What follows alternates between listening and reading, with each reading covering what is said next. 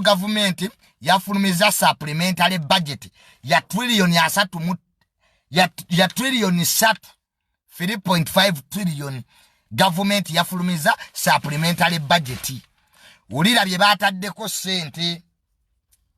Olukiiko lwa non-allied movement, olukiiko olugenda okuleeta amawanga 77 lugenda kubeera wano mu January, baluyita non-allied movement. Amawanga 77 ng'ogasseeko ne China mu supplementary budget baali wadde ebbiliyoni 26. Mu supplementary budget yafulumye olukuŋŋaana olwa non-allied movement lwaweereddwa ebbiliyoni 26. Mu supplementary budget eyafulumiza gavumenti State House bagiwadde ebbiliyoni 285. State House ebbiliyoni 285. State House ze yatutte. Mu supplementary budget yafulumye omuzikiti gwa Odi Kampala baguwadde ebbiliyoni 2 za renovation. President Museveni yali ya promisinga abasiraamu nti ajja bawa ebbiliyoni 2 okulinovatinga omuzikiti gwa Odi Kampala. Mu supplementary budget yafulumye ebbiliyoni 13 z'abayimbi. Abayimbi baweereddwa ebbiliyoni 13 TNC. Ng'eggwanga terina ddagala, enguudo mbi, amalwaliro gali mu mbeera mbi, abasomesa emusaala tebagusiima. Gavumenti ya Uganda ekutte ebbiliyoni 13 neziwa abayimbi mu supplementary budget. 2.7 billion ebbiliyoni 2 mo 2.7 billion zaweereddwa eddwaliro lya Lubowa. Eddwaliro lya Lubowa lino lyalonkingibwa mu 2019 ne wadde omusingi lyaweereddwa ebbiliyoni 2. Airport ya Kabalega International Airport ezimbibwa e Bunyoro. Eggwanga lizimba airport ey'okubiri. Lya airport eno gye bayita Kabalega Airport yaweereddwa ebbiliyoni 7.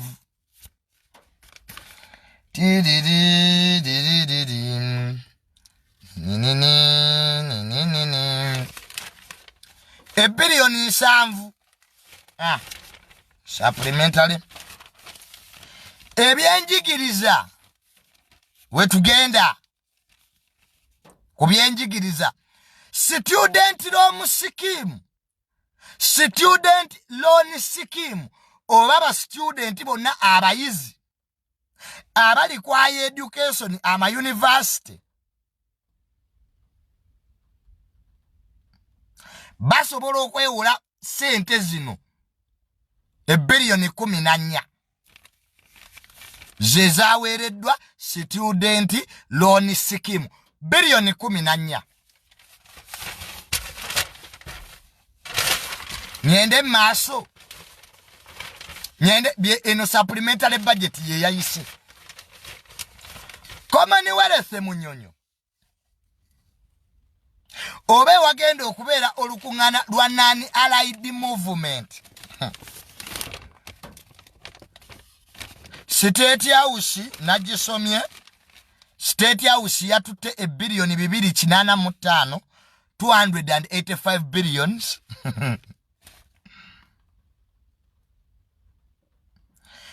Office of the President, I think Bogata State House ne Office of the President bonna batute ewamu batute ebbiliyoni 310 311 billions.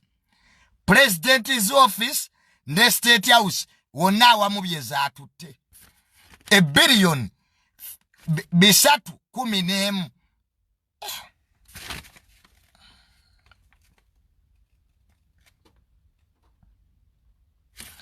inga ebillion 285 zo za State House, ebillion 26 zo za President's Office.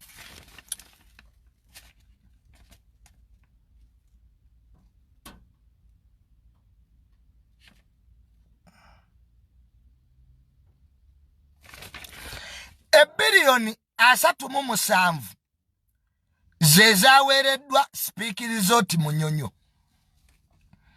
esobole okuzimba olozi olukungana lwa nani allied movement werugendo okuba Speaker Resort Munyonyo yawereddwa ebillion 37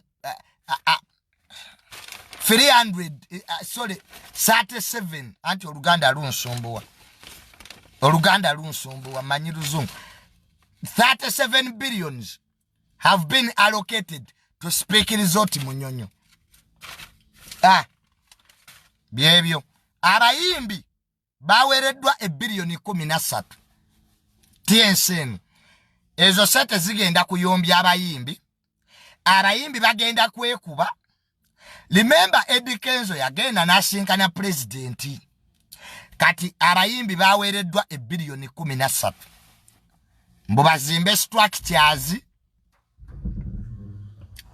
Simanyi oba structures bazimba za kalulu okitegera nengo abayimbi bawereddwa ebillion 13. Byebyo Eddie Kenzo Federation yawereddwa billion 13 kati ojja kuwulira entalo mu bayimbi emigge gigenda okuba mu bayimbi nge billion 13 jukira babadde balwanagana abayimbi abamu nga n'obukulembeze bw'edikezo tebabukiririzaamu kati sente zizze ojja kuwulira olutalo mu bayimbi abayimbi bajja ebikonde byanyooka dda ku federation awo kigambibwa nti King Sir yakuba dda president wano Bruno K yali asebbigayi kati ate ne Cindy akulira Wuma naye takwatagana bulungi na Eddie Kenzo kati wulira olutalo sente abayimbi supplementary budget ebillion 13 zigenda kubaweebwa. Wulira sente z'omuyi w'omusolo wezitokomoka.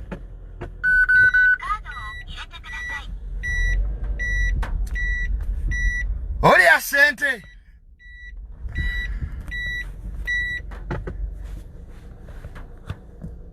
Wulira sente z'omuyi w'omusolo kati embooko kevuge mu bayimbi awo. N'abaali badduse babbigayi bakudda mu federation kakati ebillion zino 13 nga Eddie Kenzo president amaze okusisinkana President Museveni abayimbi supplementary budget eyafulumye bagenda kubawa ebillion 13 era wano bataddeko capitalization of performing arts SACCO and to support group structures. Ebillion 13 ze bawadde abayimbi zikolenga capital jebali capitalization of performing arts okubongeramu akasente batondewo SACCO n'okusupportinga structures zaabwe. Government bwetu bwe yabawadde byebyo byensomyeko mu supplementary budget nina kye neerabidde. Ndabako wano okompensating ettaka lya Kabaka ne Tooro Land ekitongole kya ISO ebillion 39 okufuna systems empya eza national ID kunira ndabawo wane billion 13 teachers salary short bichi zino zensoma cash flows zensoma zino cash flows medical interns allowances $1 billion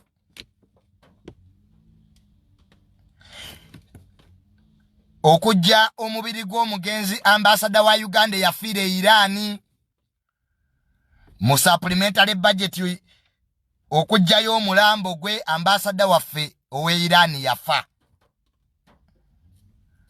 ayitibwa Muhammad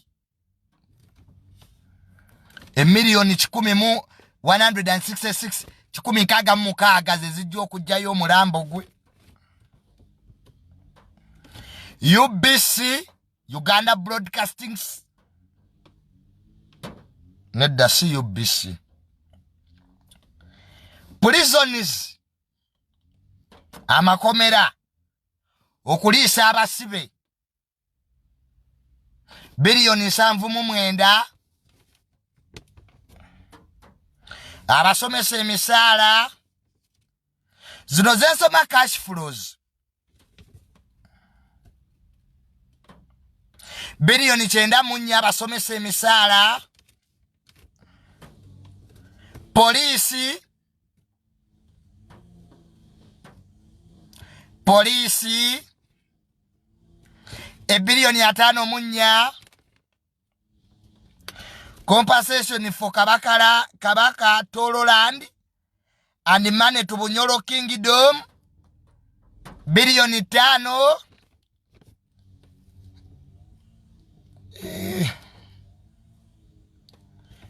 byebyo ebirala munabyesomera bweto supplementary budget we yabadde byenkozeemu ensobi mu nsonyiwe nammwe munabyesomera wa sente zammwe zino nno sente zammwe. This is your money. Yeah, mama.